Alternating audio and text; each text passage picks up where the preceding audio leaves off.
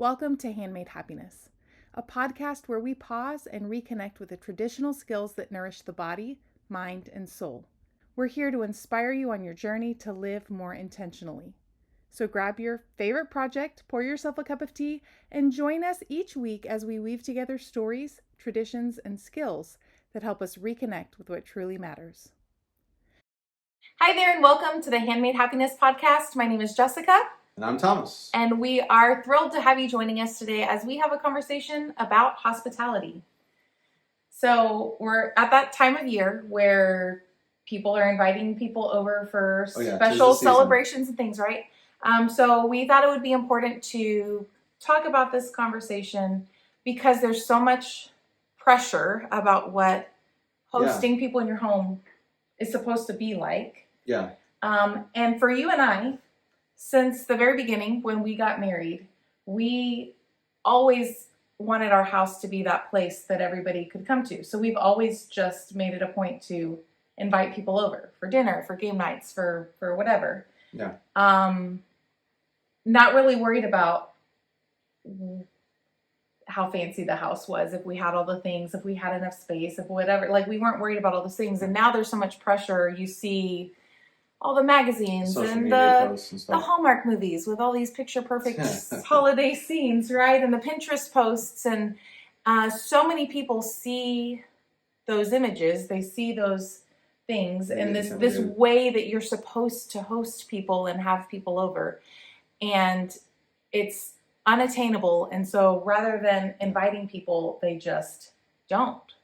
They don't host people. They don't host things because they're house isn't good enough, or whatever it is. Right. And you and I have never lived in a house that looked like a magazine. Not once. Not once. This is by far, what you see in the background, that's by far the best looking part of our house right there. Yeah, if you're watching this, what you see. 15 minutes went into getting this clean and straight. So that's never been our house, but we have discovered not one time have we ever invited somebody to our house and then been like disappointed or felt like they needed to leave because it didn't look like a magazine. No. One of the biggest compliments I got one time was from a friend in Mississippi. He walked in the house, and as they were leaving, he was like, "You know, what I like about your house is that I always feel like I'm at home." Yeah. And that's exactly what we were going for. Want. That's always what we want. It's like, come in, take your shoes off, get you some iced tea, and just be sit on the couch, safe in this space. Cuddle up under the throw blanket, whatever. Like, just be comfortable and relax. Like, for you to come into a peaceful place where you feel safe to just because I don't think people want to go to your house to attend an event, right? I mean, unless you have a ginormous house and you're hosting an event. But for us, it's all about doing life with people and just them feeling safe and happy and warm and all those things. And so it doesn't matter that your house isn't 5,000 square feet, or it doesn't matter that you're not cooking, steaks that night or whatever it is. What matters is, do people feel like this is a safe place where they can be comforted, and does it feel like home? Yeah. So that's what we have done over the years. We've always made it a point for our house to be a comfy, cozy, inviting space. And we've always made it a point to invite people in without really thinking much about it. I think it just came naturally to us, but I know it's not something that comes naturally to everybody. But we've seen so many great, there's so many benefits to inviting people in that we have. I mean, the relationships that we've built with people, that we have friends that are really more like family because we're so close, but that came through just having people, by them just being at our house all the time. Yeah. Well, and one of the things that comes from that is, like you said, you expand your circle. So we're hosting them, but then they're feeding us. Yeah. Because, like you said, we have friends that at one point they practically had keys to our house. They were over all 3 or 4 nights a week, and we were playing games and all this stuff. And you build your community that way. And I think you just have to jump in and do it. Yeah. Right? Like, people have this idea, well, let me plan, and what are we going to fix for dinner? No, just tell those people, hey, you know what? Why don't you guys come over? We're doing burgers tonight. Yeah. just jump in with both feet and just do it. And don't buy special whatever, just make sure you got some Cokes in the fridge, some iced tea, cook extra burgers, and since our move here, this is the first time we've moved somewhere that we didn't already know some people, that there wasn't family or people there. So we knew literally no one. This is the first time that we've come to a place where we know no one. Yeah. And so recently we just hosted Nick's birthday party. And he is going to the local elementary school. And so he's made friends at school. He's made friends at church and Sunday school. And so when we started talking about birthday party, he started naming off all of these people that he wanted to invite. And for the first time ever, I was inviting people to our house. Total strangers. That were total strangers that I didn't know. I mean, a few of them I had seen their face a couple of times, but I really didn't know these people. And we invited them into our house. And it was a little bit nerve-wracking for me because we're here the day of the party, and the clock is ticking down to the time of the party. Is anybody going to show up? And I'm really just hoping that, somebody's going to show up to this party, because again, in the past, I already knew the whole list of people who were coming because I saw them several times a day, talked to them several times a day. They told me already they were coming. And this, I had a few responses from, just text messages back and forth, but I didn't really have a relationship with any of these people that we were inviting over.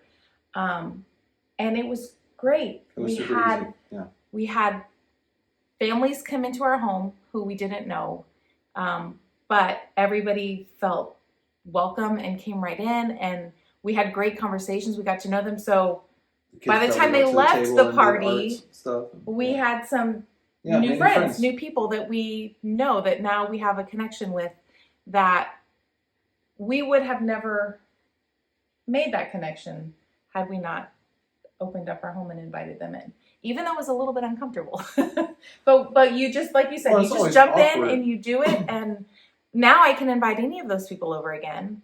And I think they would be happy to come over again. And it wouldn't be weird or awkward. We would just be able to pick up and continue where we left off. Well, and that's, I think, part of that, making that welcoming atmosphere where they feel awkward for as short a time as possible.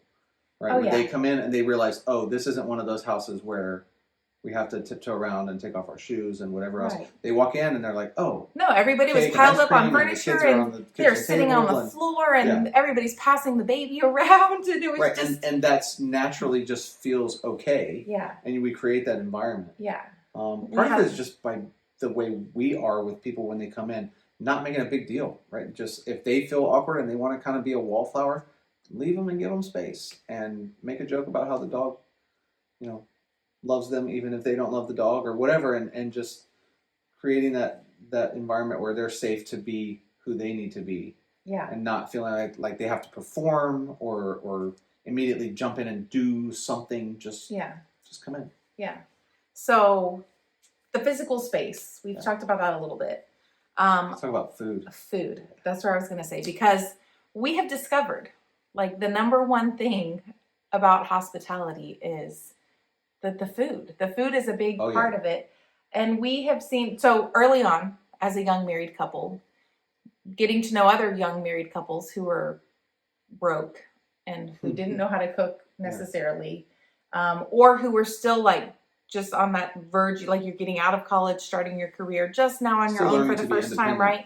And the best way to win that crowd over is to feed them something good that's free, that they didn't have to pay for, and it's not fast food, and it's and then even more recently, we hosted all the college kids from the church at our house, and the number one question was never, what are we doing? What are we talking about? It was always, what are you making for dinner? What are you cooking? And no matter how chaotic and crazy their schedules and lives were, they always showed up for dinner. They swing by for a plate, for sure. They would always show up for dinner.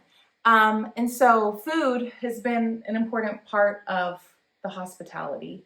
And when I started learning to make things from scratch all of those years ago, that just kind of upped the hospitality game a little bit, because now people, when they show up, they know ooh, what did she make this time? Because they knew it was going to be something that was made from scratch, that was going to be good for them, but also taste good. It wasn't something they could just go and pick up at the store for themselves. Like, is their food is like level 1.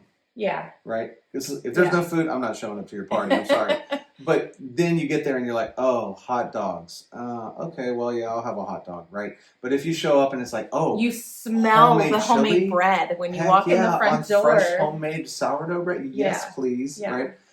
It's a whole nother. It says, I love you. I mean, that's really what it's about, right? Yeah. That says, I care about you and you matter to me so much louder than, here, I bought this and heated it up for you. Yeah. And she always does a really good job of kind of meeting the mood, right? And so if it's drippy and cold outside and the kids show up, like the college kids would show up and there'd be a big pot of chili on the stove and they would just lose their minds or whatever. Or maybe it was just we were feeling festive and it would be enchiladas or, something. And or even on like simple, like I made pizza pockets, but they were from scratch, like calzones, but they were from scratch. And they thought it was the most amazing thing that they had ever eaten. And it wasn't hard or complicated, and it wasn't expensive. Like, none of these things are extravagant, expensive things to do. So anybody can do it. Yeah. But it's just about having that intention to make the space and set the atmosphere, set the table, invite people in. And again, through that, there's so much connection that gets made with people, which is really important now because, especially here for us, so many people are in a hurry and it's go, go, go, and you're nonstop from one place to the other, and then we're busy and we're entertained by our screens and we're on our phones and doing all the things. And so people, even though we're surrounded by people, are completely lonely and isolated. And so when you kind of hit the pause button on all those things and you invite somebody into your house and you're having face-to-face conversation while you're eating dinner or playing games, there's no way for you to be. Well, and I think sometimes too we have that it's an epidemic really where everything people do, they feel like it has to be social media, right? So it's all a production. Right. It's all fake. I mean, really, that's what it comes down to. It is people are trying to put they don't even own that shoe, but they try to put their best foot forward in a shoe that they rented, right, to make it look like they're somebody they're not. And I like what you had said the other day about not showing people the curated version, right? Just right. Well, it's like so we this is what we actually you eat, and I had right? this conversation the other day. So there's this thing that happens, and you see people talk about it where, because of all the social media stuff, and people are wanting to put this picture out there for people. Yeah. They will go to these places to experience things, but they get there and they're not experiencing it. They are taking photos of what they want you to think they're experiencing. They're providing a vicarious experience of that right. thing for, so like we for talked other about people, for when we were hiking the other day. Oh, yeah. Okay. We stopped and took a few pictures of the kids along the way, us. Mostly because it was beautiful and I wanted to remember what that bridge looks like and all the things, right? But the majority of the time, we were just hiking and talking. Right, we weren't filming and pointing out how beautiful everything was and having conversation about all kinds of different things. We didn't show up, get the kids out of the car, make sure their outfit was just so that I could snap a picture so that I could post it on social media for people who follow us to see. Like, that's putting makeup on your kids so they right look on camera. That's not what we do. But I think so many times you have this idea that, like, if I invite you over to my house, my son's birthday party, I didn't even take a picture. Other people took some pictures for me, but the whole time I'm playing games with my son and his friends, and I'm walking around making sure that all the new friends that we're meeting are comfortable and happy and that everybody has what they need, and balancing that being a hostess, but also just being a mom who's present, enjoying my son having fun at his birthday party. And that's more important than having that perfect footage snapshot, right? To post somewhere for somebody to see. Because at the end of the day, none of that stuff matters. So again, does it matter that your house doesn't look like the photo that you saw on Pinterest? No. Does it matter that you didn't make like this perfectly curated centerpiece for your table for your guests with their menu and their name cards and all the forks and spoons and all the right places and all the things. Like, that's not what it has to be about. It doesn't have to look like a Norman Rockwell painting. If it does, that's great. We've had sometimes where we set up some stuff and make it like fun and festive and nice, because we wanted to and we had the ability to and the time to. Right, but we do it for us because we want that, not because we feel like we owe somebody that, or because people won't like us if we don't use the good dishes or whatever. Right. It's just because, hey, we're feeling a little extra. Let's do it. Do it just for fun. Yeah. Let's cook something complicated, or let's. Yeah. Sometimes we try something new, and it, and sometimes it works great, and sometimes it doesn't. But I think, and again, I always refer like, what do I think when I go to a party, right, or when I go to somebody's house? And I think that one of the things that are more important than that, right? Mm-hmm. If I show up and somebody's got a name tag on the table for me, I'm like, oh wow, that's extra, right? But what I come back for is the conversation and the food and the doing life with people in a way that's natural and doesn't put pressure on me. We've talked before about how different strokes for different folks, right? Some people are really chatty and they'll stay up till 2 a.m. talking with you. And then some people we host and it's like, well, it's 6 o'clock. It's time for us to head out. That's great, right? Even with family, we have family. Some family, they'll stay up all night with us talking. And I'm a talker. I'll stay up all night. Her lights start to shut off. I gotta go to bed. So sometimes she goes to bed, and I stay up with the one or two that want to talk, and the others go to bed, and that's okay. Yeah, totally okay. We don't make mom and dad stick it out all night. It's like when they're ready to go home. Love you guys. See you later. So yeah. So another piece of this, and something that since we've had this has always been important to us, having people over, making this space where people feel at home. But I think it became even more important once we had kids.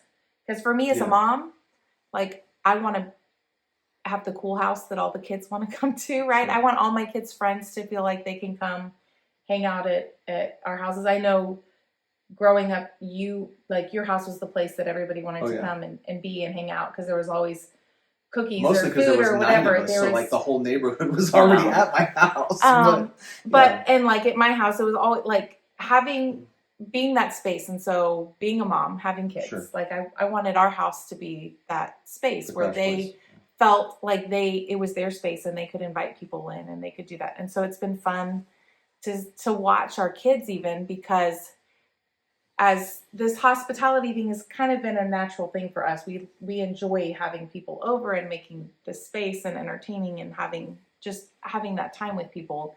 Our kids have learned that from us.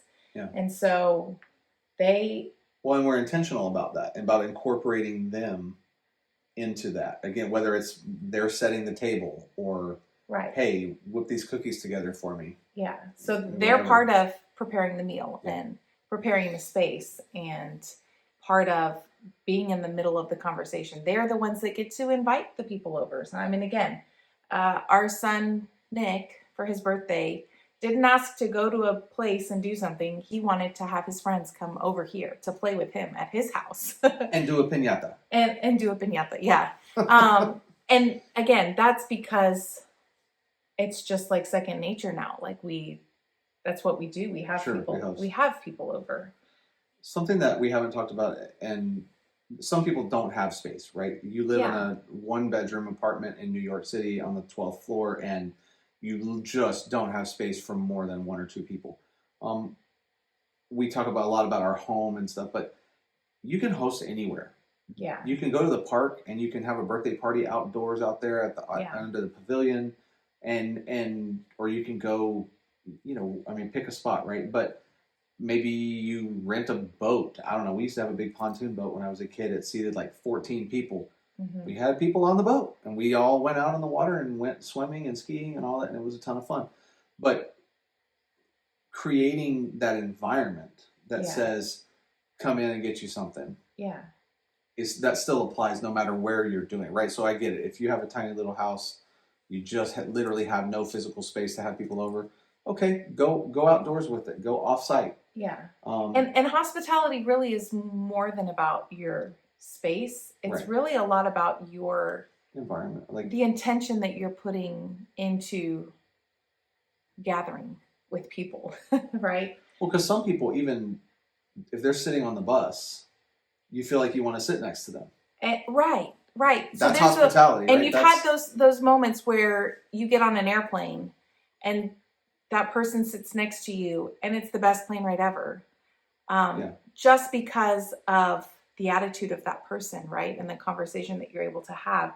That very warm and friendly kind of environment that just happens like that. Yes, I want to get to know you. Yeah.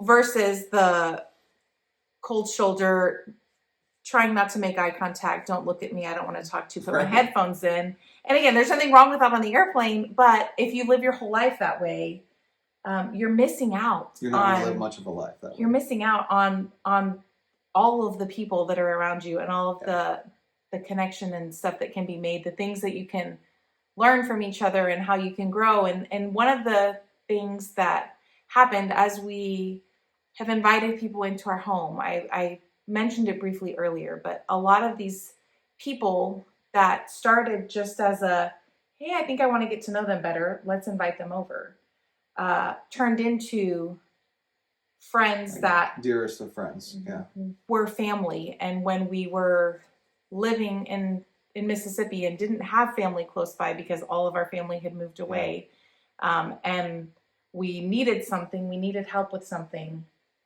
those people were there.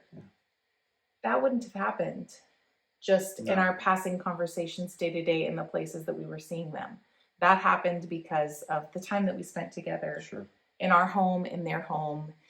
Like you said, out at the park, we would go and do different things, different activities. And that's, like you said, you can be hospitable. You can make that environment and set that atmosphere wherever you go. And you don't have to be that way with everybody. And you probably shouldn't. I mean, you should be prudent about who you're bringing into your life, right? Especially if you have children, right?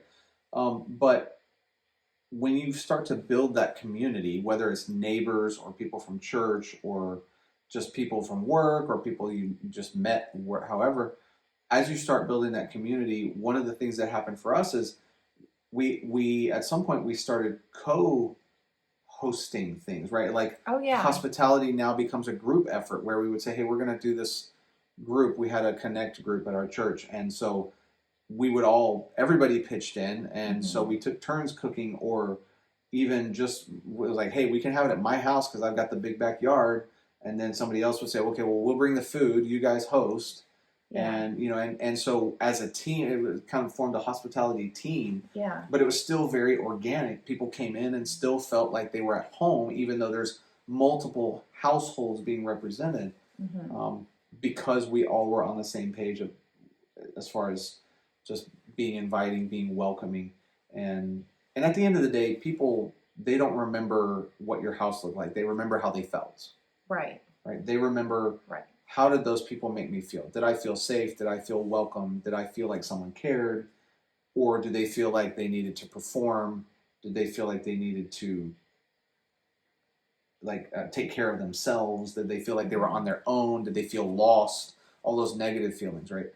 And so I think that's more important than anything. It's just how do people feel when they leave? Do they want to come back? Right.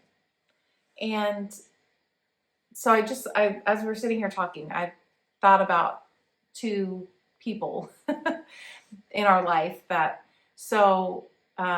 my friend Jen.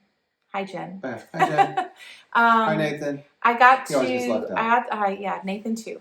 I got to go stay with them in Atlanta at their house when I was at a conference or something. And I remember getting there, and it was the first time I'd been to that house. And Jen and I she's one of my dearest, best childhood friends, and we always get to just pick up right where we left off. And even if we haven't talked for a while, it's just one of those kind of relationships. And so when I walked up, and she escorted me up to the room that she had laid everything out in, and I get upstairs, and she's got like, there's this little basket that has little snacks and lotion and like a bottle of water in case I need water in the middle of the night, and a little notebook that she got in case I needed to take notes at the conference that I was at. And it was nothing fancy, and probably most of the stuff she had around her house, and she pulled extra things and put in this basket. And she had this notebook, and the notebook, she had got my name on the notebook and all these things. So, and I remember getting that and thinking like, wow, and just feeling so seen and loved by my friend who didn't have to do any of those things. And it would have been absolutely fine had I just done, I was so happy to just go and stay at her house, and I wouldn't have thought anything otherwise if there had been nothing. But showing up, and just that she had taken the time and the energy and put that thought and did that something special, it made a huge difference. And again, her house has always been one of those. We can go to Jen and Nathan's house, and it's always comfy and relaxing. Yeah, whether you're plopping down on the couch and they've got music going, or there's food that you're eating, or you go out and enjoy the fire in the fire pit in the backyard, or whatever it is, it's always one of those places where you go and you just feel recharged when you leave. Sure, and you don't feel like you need permission to do things or to behave a certain way. And sometimes we might play a game, and sometimes we might do nothing. Just and watch football. And it's great just to be able to be. So that's one example. Another, Bella and I got to go to Jeff and Lainey's house. My brother and sister-in-law. And when you go to their house, they've got like snack baskets everywhere and drinks here and there. They're dinks, right? So you go to the bathroom, and there's this little basket that's got all the, the toothbrush and the toothpaste and the deodorant and all the things in case you forgot something. And then you go to your room, and there's this other basket with more like special snacks that are like just for you, because these are the ones that they know you like, and all the little things. And it was, again, would I have felt just fine without all of those things? Sure. Absolutely.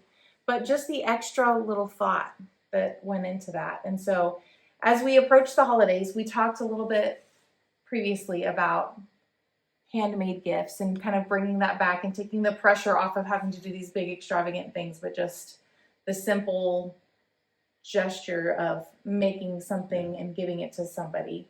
And I think that is a big part of this hospitality that we're talking about. And again, you don't have to invite somebody even into your house, but when y'all made cookies for the trash drivers, the trash men, or like you're gonna make something and send it to school for your kid's teacher at the holidays, or for the bus driver, for whatever, like any of those little things that you can do to be like, hey, I see you and I appreciate you, and I did this for you. Yeah, everybody who has contact with you has a positive contact with. That's you know, every time someone rubs elbows with you, they leave thinking, wow, those people are really great. And that was really fun, or that was really kind, or really nice, whatever. One of the things that made me think of earlier, we have some family that are very are gluten sensitive or lactose intolerant, right? And so when we have holidays, Christmas and Thanksgiving, obviously there's this abundance of food. And one of the things that we have started doing is we always make sure that somebody is making the foods, especially at Thanksgiving, right? You have all those traditional foods. And so when we have those family members around, we always make sure that they're getting a version of those foods that meets their dietary needs. Yeah. Because like you were saying earlier, that makes you feel so seen. When somebody walks in and you walk in, you go, man, all this food smells good. And then you realize all of it has butter and cheese because that's how we roll. But then again, for her to walk in and say, oh, wow, you guys made that and that and that in a gluten-free version or a lactose-free version just for me. And everybody's like, yeah, just for you, enjoy. And that, again, like you said, it makes people feel so seen and so valued. Mm-hmm. And that's at the end of the day, that's what matters. Do people feel valuable when they're with you? Yeah. So. And again, it doesn't have to be hard. No, it doesn't have to be fancy. It doesn't have to be special skills. So if you're nervous about like where to start, you're not sure. You're like, okay, I realize I haven't been inviting people in. I realize I'm missing out on this community that I could be building. I want to try some things to be a little bit more hospitable. But I'm feeling a little overwhelmed and not sure how I'm going to do that. Again,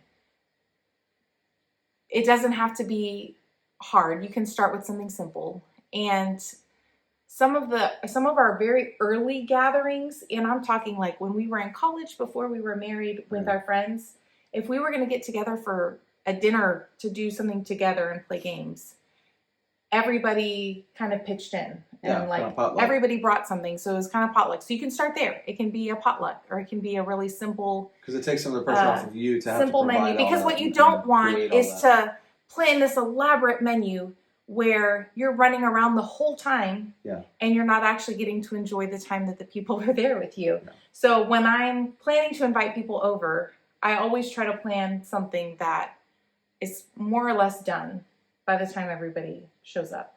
Or that we're all just kind of bringing everything in together, so that again, I'm there in the middle, being able to enjoy the time together, not running and doing, and not playing hostess, but just getting to be there. Yeah, that's the difference I think between hosting and hospitality, right? Yeah, you can host something and not be hospitable at all, right?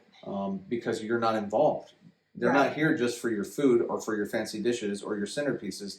They're here for the relationship. You, yeah. And if you're not providing relationship, you're missing the point. Yeah. It makes me think of the story of Mary and Martha in the Bible, right? Oh, yeah. And Martha's running around making all the things and doing all the things, and Mary's just hanging out talking. And Martha gets so mad because she's like, "Oh, come help me!" And Jesus is like, "Hey, I'm just here for the conversation chill and the out. coffee. Like you're making this way harder than it needs to be. Yeah, just be simple." On that note, you don't have to have food. I mean, we talk a lot about food, but that's because we like food. We're fatties. We eat a lot, right? But you can literally just do coffee, right? Or just, hey, can I get you something to drink? Well, and there were times. So the friends that he was talking about earlier, they would come over several times a week. Our friends BJ and Allison, and this is before either of us had kids, and it continued on into the early years with our kids. But they would come over several times a week. Sometimes we ate dinner together. Sometimes we didn't. Yeah. Sometimes we had food of some kind. Sometimes we had nothing. Sometimes they would bring over a tray of cookies or something that they had picked up from the store on their way over, or Bluebell ice cream or something that they would bring. But the point wasn't about the food. Yeah, no, that was just the point was for us to just spend time together. Dominate at Monopoly. That was the point. Agricola. Yeah, that's a deep all of our games. If you don't know what Agricola is, it's basically what we're doing, but it's a board game. It's like a homesteading board game where you breed chickens and you grow crops and you build fences and you hate every one of your neighbors. It's kind of, anyways. Oh my goodness. It's a fun time. You should check it out. So, all of that to say, it doesn't have to be complicated. You don't have to have a fancy space. You don't have to have a big space because you can be in any space. Yeah. Is there a place to sit? There can be food or there cannot be food. But the biggest thing, I think, and it's something that is so challenging for us nowadays, it's so simple, but it's so challenging because of how the world is today, is just being present with people. Listening actively. Listening. Connecting. Talking, like hearing where they are. If there's something you can do to help, then that's great. But if it's just that you're there and you're building that relationship and that friendship, you're learning, making jokes and laughing with each other. Yeah, you're teaching each other new things, learning new skills together. Whatever it is, it's about the time spent, the connection spent, the just being present with each other and not being distracted by all the things that are going on and all the whatever, but that you're just together with people. We're super excited. We've got family coming in for Thanksgiving. Yes. And we've been looking forward to it for months now because we're thinking about all the things, again, all the things we're going to eat. But more than that, like the kids playing outside and getting to hang out, and we're really close to the family that's coming, and we always have a super good time when we're with them. And yeah. So invite somebody into your house in the next couple of weeks, right? Be intentional. I think that's the biggest thing, is just find somebody that you're like, hey, we want to get to know these people, or they seem like they're kind of cool, and just hit them up. Hey, why don't you guys come over for dessert and coffee? That's an easy place to start, right? Yeah. You throw a Marie Callender's pie in And if you're not good at baking, space, or invite them out for coffee, or go to out for coffee, play putt-putt golf, or whatever it is. Meet at the park, let the kids run and play while you talk, or whatever. Yeah. The point is to be together with people. Yeah. And then what happens sometimes is you might find out that you met your new best friends, and you end up spending inordinate amounts of time with them. Yeah. Hi, BJ and Allison. So yeah, just the first step is to do it, right? Yeah. And then just create that space. Where would you want to be? Yeah. What would you want this to look like if you were going to somebody's house? I know for me, I'd want a good place on the couch to sit where I can see the TV and some iced tea that's cold, and whatever that is cooking on the stove sounds good, and no pressure. No pressure. Just a nice comfy space. So we encourage you to open up your home, invite someone in, and it might be a little scary, and yes, kind of puts you in a vulnerable position, because you're letting people see the real you, the place where you let your hair down and you don't have the mask on for everybody else, right? You're just who you are. The rooms that aren't clean. The rooms that aren't clean, and whatever. It is what it is. But that's where some really great relationships are made. And so, and what you find out is you're not the only one that doesn't have all those things together, right? All of those other people aren't inviting you over either, because they don't have it all together. And so if we can just stop pretending and just be real and be present and invite someone in. Don't be on social media. Just be social. Yeah, that's a t-shirt right there. Don't be on social media. Don't be on social media. Just be social. So that's your challenge for this holiday season. Sure. Till next time. We'll see you later. Subscribe now to Handmade Happiness so you never miss an episode, and let's find the joy in making one handmade moment at a time.